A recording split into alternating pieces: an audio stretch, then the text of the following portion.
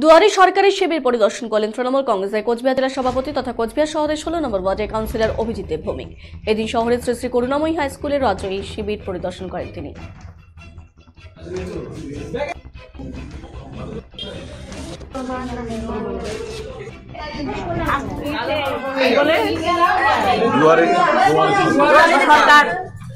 এই যে দুয়ারে সরকার যে বসাচ্ছে কতটা সুবিধা হচ্ছে আপনাদের? সুবিধা হচ্ছে, এখন পেলে আরো সুবিধা হবে। কিসের জন্য?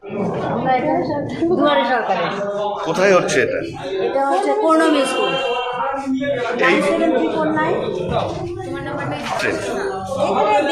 সব পাওয়া যাচ্ছে, শোনা যাচ্ছে যে একটুখানি মানে অনেক কিছু কাজের জন্যই আসলাম।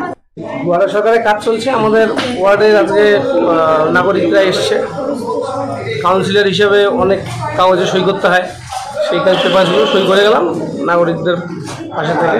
যত